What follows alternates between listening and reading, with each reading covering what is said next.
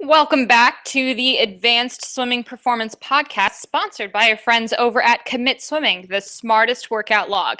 Just type a set and Commit instantly calculates the data for you. To learn more, visit commitswimming.com. We highly recommend it. Hi, John. How are you? Oh, I'm doing very well. How's Florida treating you there? Florida's good, and I completely messed up that intro. My name is Jenny. I'm representing Aqueous. I'm here with my friend Dr. John Mullen representing Swimming Science. I am in Florida, still hanging out in a hotel, and I got John over there in sunny California, right? Is that where you are nowadays? Of course, but based out of Santa Clara, but I've got a nice Portland locket Portland, that a nice young swimmer gave me. I think she was going to a nice all-star meet and thought, you know what John needs in his life? A heart-shaped Portland locket, keychain. So, I still need to find a picture. So if you think one of the listeners, deserves to be in my locket, you'll have to send me a nice little headshot. Oh gosh, can everyone please? PG, please. Everyone needs to do that, and I need to see who ends up. I am married. My wife put a ring on it. She will come down and be upset if I have something else in here. I can't wait to see how that turns out. There you go. Maybe in the show notes, I'll drop my our company's address here. We'll see what the we winning find. Picture. Oh, I took a trip to Portland. Oh yeah, tell us about it. I loved it. I actually was visiting a friend in Eugene, and I believe all of our listeners in Oregon, don't kill me, but I believe that the phrase is keep Eugene weird, but it might also be keep Portland weird. Either way, I felt incredible. I did not feel cool enough to be in either Portland or Eugene. I was looking around at everyone, and I was just like, gosh, I am not cool enough to be here. And I went to an awesome donut place. Everyone in Eugene, I'm sure, knows this donut place. Mm-hmm. And I saw a girl walking around at like 6 p.m. on a Thursday, and she was in a rainbow tutu. And I just realized then, I think I've hit my peak of coolness, and it's all downhill from here. Well, cool is the name of the game when it comes to this podcast. So I think it's still rising. We'll just have our nice graph here of your coolness increasing. But I had a good friend in Portland as well, and he, we grew up in Ohio. He's a high school friend, and he was saying that, when he felt out of place is when he was at a friend's house eating dinner, and they just had their compost, boom, right there on the table, next to him eating, and he was like, this is a little different. And I think it's Portland. Keep Portland weird. We'll see. Keep Portland weird. All right. So sorry, everyone. But nonetheless, I have my charm guiding me throughout this little podcast, and we're going to be talking about something that's near and dear to my heart as a therapist. I know something that you work with quite a bit, and it's swimmer shoulder and how different dryland protocols can either help and or hinder swimmer shoulder, because obviously dryland can play a huge part in this whole thing. So obviously as a therapist, I'm seeing a lot of injured shoulders. I'm at our clinic, or my clinic core here, about 75% of our patients are swimmers, and at least half of them are here with the shoulder pain, and we would put it in that whole swimmer shoulder triad. Well, I think you can both triage swimmer shoulder, but I'm going to go with triad. You're going to triage the triad. Okay, sounds good. We'll let you take care of that pronunciation. But nonetheless, swimmer shoulder is estimated in different research studies will have different stats. Anywhere between 40 to 90% of swimmers will be having some shoulder pain and discomfort throughout their swimming career. And I think the saddest thing is a research study from Hibbert in 2013 surveyed a bunch of swimmers, and they pretty much accept it. They accept shoulder pain. They don't seek treatment for it. They're popping pain pills to treat it. Oh, gosh, yeah. And it was, that was just, it's that thing. A lot of people in the swimming community say, if you swim, you're going to have shoulder pain, accept it. And that's not right. It needs to be a shift. And I'm going to make a stand here. Me and my, heart-shaped Portland heart are really going to say that shoulder pain doesn't have to be accepted in swimmers. And dryland is a big part about it, and something that can be done. What do you think about that, Jenny? Oh, gosh, I love this. And I could tell you this. Well, you gave me such a good lead. I don't have the studies in front of me to pull it up, but I am going to tell you this. I can get them for the show notes. There's one study that actually looks into the the different statements that high school swimmers either agree or disagree with. And basically what it comes down to is that an overwhelming majority pretty much don't believe that they are able to take rest if they're injured, if they want to be a good swimmer. And that there's a huge problem with that. And there's another study, gosh, I want to say that it's over 75% right off the top of my head, that are using some type of pain medication just to get through practice, because, you know, not only are they experiencing symptoms, but they also think that, you know, if they take any type of rest, then they're not going to be a good swimmer. And yeah, if I had a table in front of me that I could go banging on, yeah, that's exactly what I would do too. It's a huge problem. And I can't tell you how many times I hear or get a dryland program in front of me, and it's like, oh yeah, well, we do dryland. But it's dryland that's meant for either a land-based athlete, or it's based off of some type of exercise DVD, or it's based off of just something that what popped into their mind as, you know, it seemed like a great idea. And not all dryland equates to good dryland. And, you know, we find this with swimmer's shoulder, and, you know, to triage the triad, what constitutes swimmer's shoulder, and when is that diagnosis true, and when is it maybe just some clinical, I'm going to make a lot of people mad, is it sometimes just clinical laziness that we don't want to look into it a little bit further? So yeah, I'm in it. You guide this conversation. I am here. Well, I mean, based off of your last statement, obviously there needs to be looking for the underlying mechanism. There is almost always an underlying mechanism, and using the blanket swimmer shoulder is a disservice. Yeah. So that needs to be clear. And if swimmers, you feel like you're not getting a clear diagnosis of what structures are involved, what is the underlying cause, you need to consider looking towards someone else or looking for more answers, because knowing what it is can be a huge part of helping you know what to avoid and how maybe modifications need to be made, whether it's with your dryland programming or obviously your swimming programming moving forward. And then, you know, in the broader picture, why the industry of swimming should care is if swimmers are in pain, they don't like swimming, they're doing something else. Yep. And on a bit broader thing, if a person has pain while exercising, they're not going to exercise, and they're going to be at higher risk for a bunch of different diseases that we're all aware of, diabetes, as heart disease, and that's going to be increasing medical costs, and that whole cascade will occur. So that is why it needs to be addressed, and why the industry of the swimming community needs to care. Yeah, and I'm going to actually say that in terms of impacts of our coaching, when we think about any type of, I'm going to say a complementary exercise program. So we have, you know, our lap swimming as part of the sport specific training. And then what are we doing to complement that? Are we doing dryland training? Are we doing yoga? Are we doing, you know, whatever we're doing? Why aren't we taking a look at utilizing that pool time even more effectively? Why don't we have both a preventative or a corrective in-water program as well as a dryland program? And I think that lies on our end, kind of more from a clinical or sports science aspect, is how can we educate these coaches to be able to have the tools to do that? So one of the things that I want to pick your brain on is the topic of concentric and eccentric exercise, right? That was one of the pieces of the research that we're pulling from today.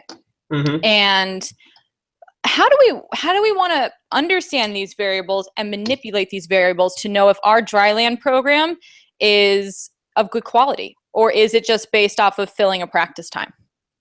Great question. And I think we'll start off light. You know, there is 3 types of muscular contractions. I'll use my favorite bicep curl for the girls right here. Say I'm holding my, 250-pound dumbbells in each hand. I'm going to do a concentric curl, so the muscle is shortening. Then I'm just going to hang out here with these light 250-pound dumbbells, and an isometric hold where the muscle contraction is not moving or there's no motion occurring.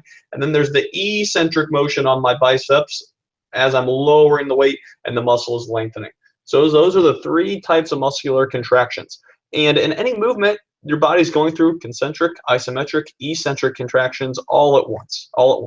As a swimmer is doing a catch motion, an early vertical form, which I think most in the swimming community would agree that's quintessential for swimming speed. You're Sure. getting that elbow high. You're getting a nice eccentric force on the posterior rotator cuff muscles, while some of the muscles in the front here are doing a concentric motion and even an isometric motion as it's grabbing water and the athlete is moving past their arm. So those are, the different types of contraction. Like I said, all the muscles in the shoulder are doing eccentric, concentric, isometric throughout swimming phases. So, back to what I think you asked me, that little side rant there. How can coaches and maybe practitioners start to work on these things in the water to be more efficient?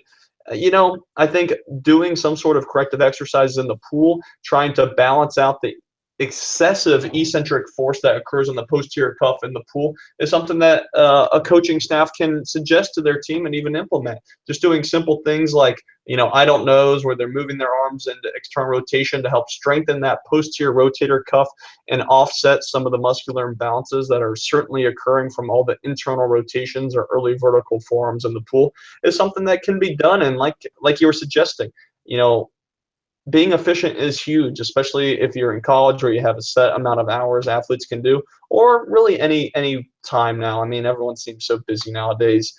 So being efficient is something that can be very helpful for these swimmers and something that can be done in the pool during some rest periods or during some lighter parts of the training.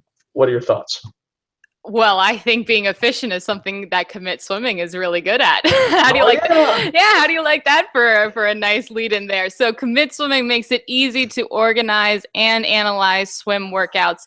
It's truly incredible and fun to see in action. You can just type out swim sets and Commit intelligently calculates how much kick versus pull versus swim you're doing, what percent of your training is aerobic, how much IM work you're doing, and more. Visit commitswimming.com and start your free 30-day trial today.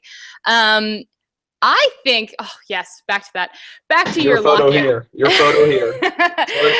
If John can actually curl 250 pounds, I will send my picture for the locket. Each hand.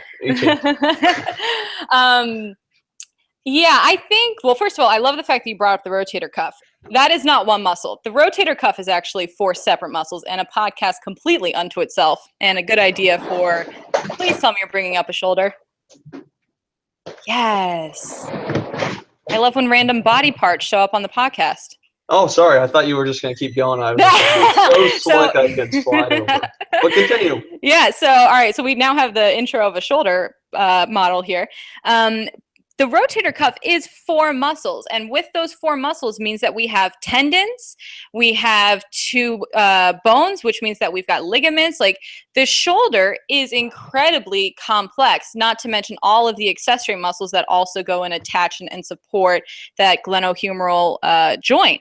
So ultimately, when we're taking a look at that concentric versus eccentric exercise program, when I'm taking a look at whatever they're doing, I want to understand the thought process behind their exercise choice, behind their exercise methods, what their sets to reps are, what their tempo is, how they're periodizing it, how they're cycling through things, what is the conversation between the strength coach and the head coach. Like, there's so many things that go into it.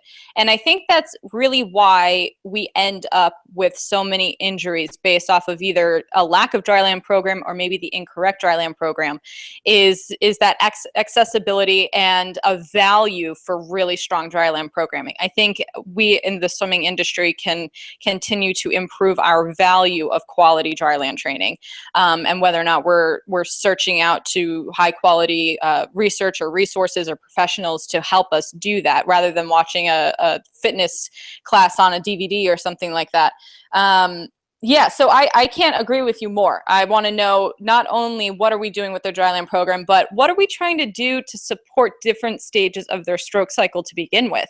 If you can't tell me how an exercise is supporting a specific phase of their stroke cycle, then I'm going to question whether or not it's the best exercise to have in that program for that use of time. We so often we might only have 30 minutes or so for a dryland program. So how do we make the best use of that 30 minutes? Or maybe we only have 5 minutes at the end of a practice to do some type of in-water corrective exercise. How do we make the best use of that 5 minutes? And if you don't have a specific reason for an exercise, then it's not a good use of your time. No, that's so true. I've heard it from a few different professions, but I think coaching, strength training, dryland training, it really does reign true. Is the great ones not only know what to include, but more importantly know what to exclude from their programming, because there is such a lack of time. And like you said, everything needs to have a purpose. If you're just kind of doing the grenade method of saying, oh, let's just throw everything, let's throw this huge bomb and throw everything at it, hopefully something works, you're going to be causing more harm than good. Yeah, and I think I think sometimes we get confused between when are we trying to do general aerobic or general athletic moves or something like that versus when we really need to be more sports specific or train specifically for a certain period that we're in. And I think what we really see when it comes to at least the catch-all of swimmer shoulder, is that we just get a little bit confused. We get a little bit in the weeds of trying to figure out why we're doing what we're doing and how to most effectively do that. So when I'm taking a look at that concentric, eccentric, one of the biggest things that I take a look at is where are we getting the biggest bang for our buck within this athlete's stroke cycle? Are they really, really great at body positioning and setting up for a catch? Are they really great during that first into second propulsion stage? Are they really great at a certain level of kicking? And then from there, I'm going to choose exercises to meet their needs. And I think, especially with our age group coaches, I'm totally on a tangent right now, but I think with our age group coaches, you have such a widespread age range and development range of athletes. When you have a 14-year-old male swimmer, they might have the chronological age of a 14-year-old, but they might have a biological age of a fully grown man or prepubescent man. And to go and give them the same workout across the house, you're asking for problems. You're just inviting them on in. So true. And that's the real tough thing when you're working with age groupers is, like you said, just where they're at in development and how everyone does need something a little bit different. Yeah, there might be some underlying principles that are applying to the whole group, but you do need to be individualizing these things as a coach. And I think the younger you can start individualizing it, the better. And doesn't mean specializing in one thing. It's just, okay, Bobby swims 5 days a week as an 11-year-old versus, Rachel that swims twice a week. They, as an 11-year-old as well, they're going to need different things. Yep. One could be a 6-foot-tall girl that weighs 110 pounds, where the guy could be 5'1" and still weighs 60 pounds. So obviously they're going to need different things. Some of them are going to be needing different exercises completely, different volume completely, different areas of emphasis completely. And that, as a swim coach, is the tough, but hopefully the fun part about it is trying to, solve these puzzles and provide the individualization accordingly. So let me put you on the spot, because I like doing that when you're on camera and I'm not. Oh. What's one thing, if a coach is having a full staff meeting with his or her entire coaching staff, right? Yep. What's one thing that you would tell them to include in that meeting to get everyone on the same page when it comes to dryland training? Like, what's one unifying thing that they should all be interested in? Are we talking one exercise, one general concept? Let's go with concept. Let's go with concept. What's one thing? Okay, I think the one big concept is in the pool, they're doing a lot of internal rotation. They're doing all these catches. We need to try to work on these imbalances by strengthening the posterior rotator cuff and the scapular muscles in the back. And that should be something that is universal across the board for any age, because of the sport of swimming and just the demands of it in the pool. It's going to be creating all these imbalances and tightness and increased strength in the pecs and the lats and the front of the shoulders that are going to cause the fun swimmer shoulder and swimmer's posture and all this stuff. So we want to be balancing that out for hopefully healthier shoulders moving forward. I love it. Boom. I love it. I'm gonna hop in there because I had time to steal your answer. With a little bit of different wording, I'm going to say that they should be actively searching for some education and resources on how to better understand a kinematic chain as a whole. So last time we talked about kinetics versus kinematics. That kinematics is the work within the joints and the muscular system and internal forces of the body. So how do they pick and choose exercises that are tailored for certain kinematic chains of the body? Are they doing a posterior angular chain? So basically a back diagonal. Are they doing something completely contralateral? So, or unilateral, totally right side versus totally left side? Are they trying to do something that's a little bit more for a cross? So your upper cross syndrome, or just like you talked about. I would say that the one thing I want coaches to be looking further into is how can they better understand and clearly identify what kinematic chain they are trying to support with their exercise choice. No, I think that's a huge concept and one that hasn't gotten to the swim coaching community enough. Yeah. All right, so there's our first stop on the world of swimmer's shoulder. I'm sure it won't be our last one. Definitely not. I see them all the time. Little ones, big ones, all types of shoulders walk in this door that are funky and gunky. So oh my gosh, I love it. They, obviously, a lot can be done to help prevent this issue. And I think dry land is one of the biggest components. Absolutely. All right, I'll catch you next time. Me and the Locket say see you later. Keep Portland weird. Or Eugene, and I'm going to get some donuts next time I'm up there. Oh, yeah, just keep all of Oregon weird. Oregon, just stay weird. We like you. We love you. And I love your donuts over there in Eugene. So on that note, I'm out. All right, have a good one. You too.